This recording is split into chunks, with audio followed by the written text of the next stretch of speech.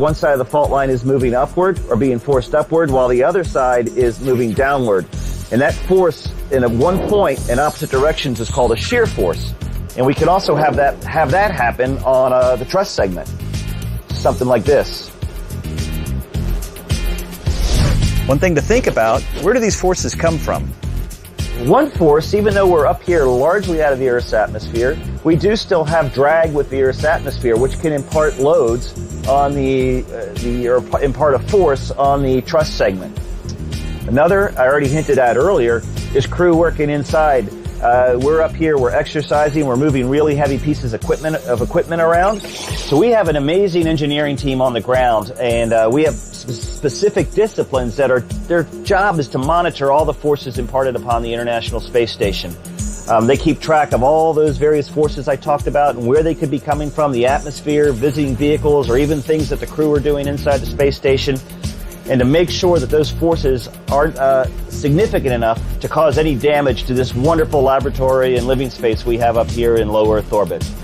Thanks so much for joining me today. We'll see you next time. So long.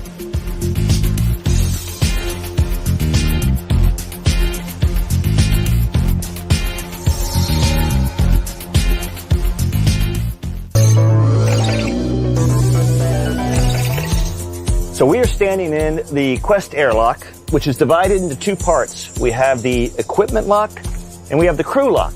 This equipment lock has a hatch right here that closes, and the crew lock has another hatch.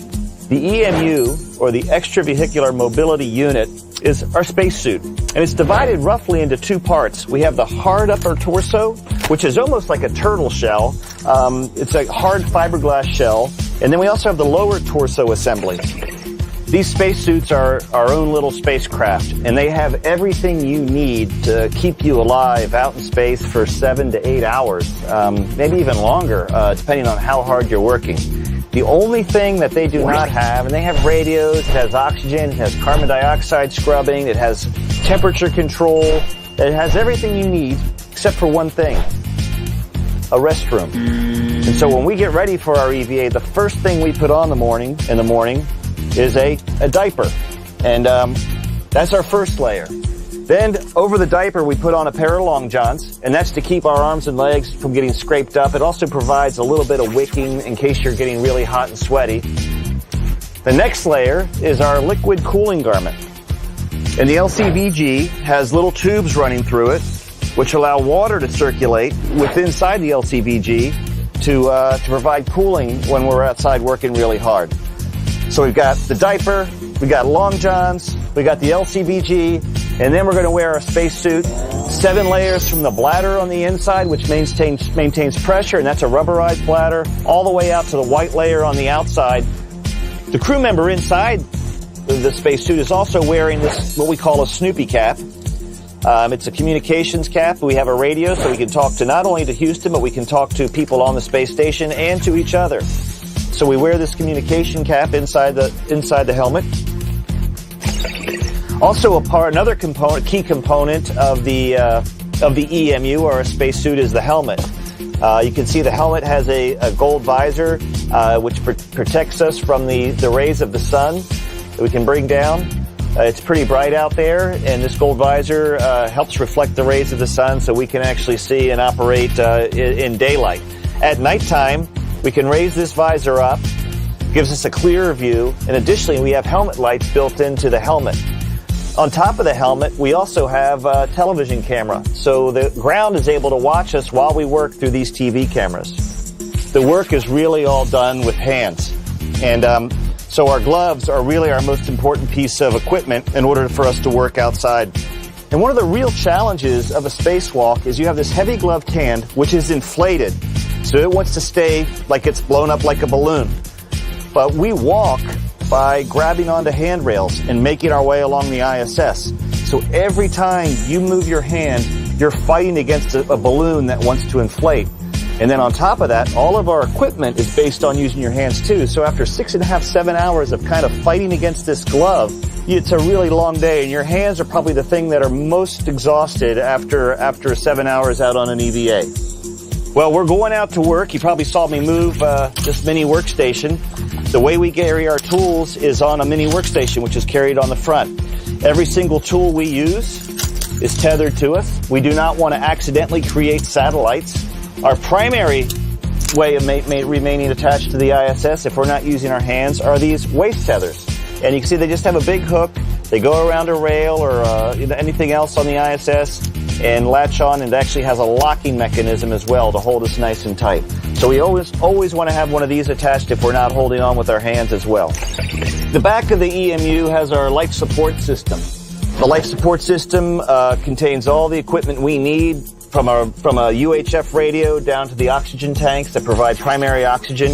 One of the challenges inside this sealed environment, it's very easy to carry our own oxygen with us, but we generate a lot of carbon dioxide, particularly when we're out there working very hard. So to combat that, to deal with that, we have these canisters called Medox canisters, which are just silver oxide.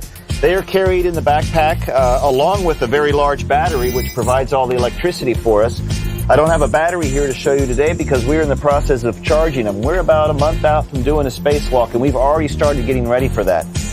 So this Medox canister is able to remove about 7 to 8 hours of carbon dioxide that a human can generate inside the spacesuit. EVAs have allowed us to build and maintain the ISS, repair mission-critical hardware, investigate malfunctions, install new hardware, and the view, unbelievable. See you next time.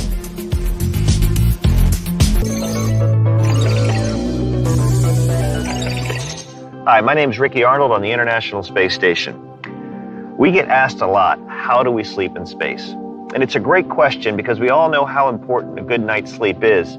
If you're not getting a good night's sleep, you can count on reduced cognitive function, poorer reaction times, and maybe just being a little grumpy. And up here in space, just like on Earth, those are things we all want to avoid. So, we go around the Earth about every 90 minutes, which means we get 16 sunrises and sunsets a day. So how we sleep is a really good question, because the sun's always getting ready to come up or it's getting ready to set, and we use those cues on Earth to let us know when it's time to begin our day and when it's time to end our day. Ricky is talking about circadian rhythm. It's the body's natural regulator for sleep and wake cycles based on a 24-hour schedule.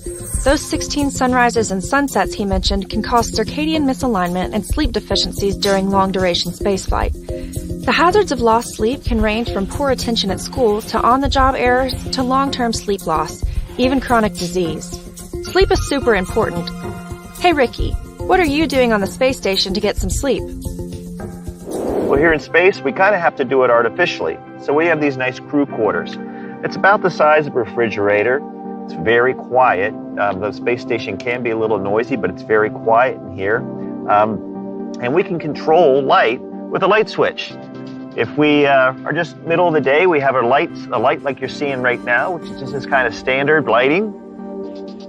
It's getting close to the end of the evening. You want to dim the light a little bit, kind of for the end of the evening. Or if you're going to be up late and you need to keep awake, we have a really bright light setting. The other thing we have is off. You see how dark it got. Another challenge sleeping on the International Space Station, sleeping in microgravity is really nice because you can just float and stretch out and it's really comfortable.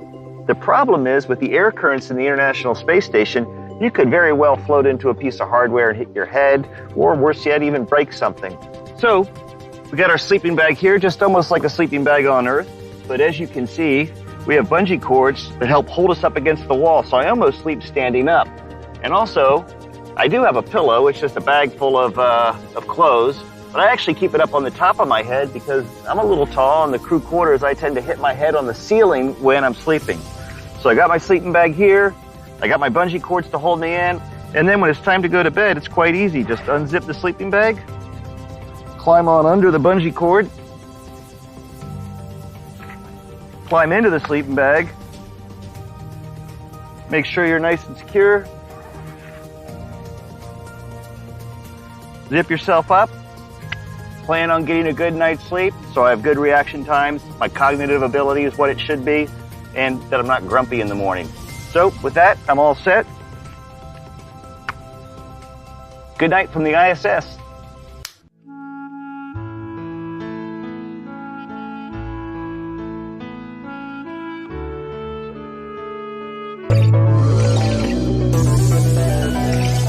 Hi, welcome aboard the International Space Station. I'm astronaut Ricky Arnold, and I'm currently at one of our human research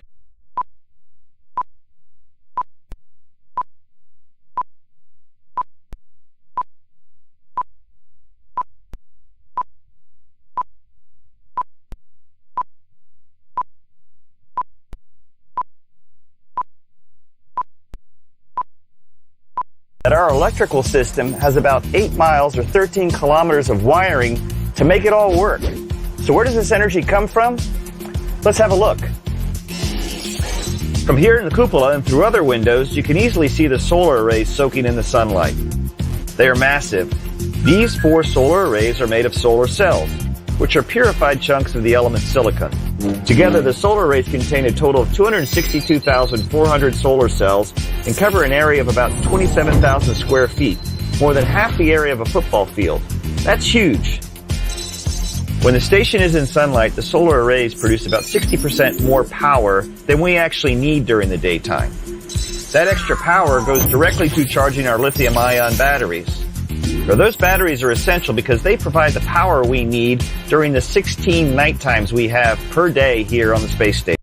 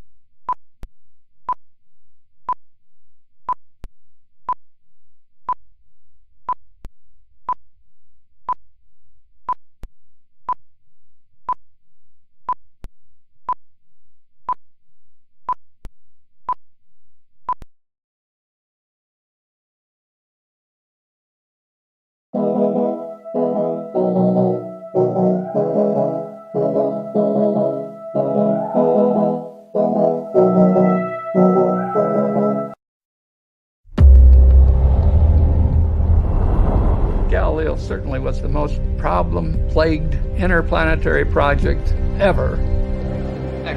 We had this spacecraft that we couldn't touch. It was so far away, and it had such a huge hardware problem.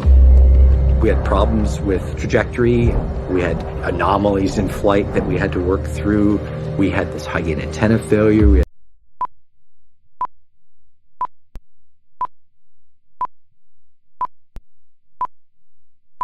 What was going to happen? We were scared. We were scared of that radiation environment. We were scared that the spacecraft would undergo multiple faults and just would never come back. It's sort of like when you go through fire.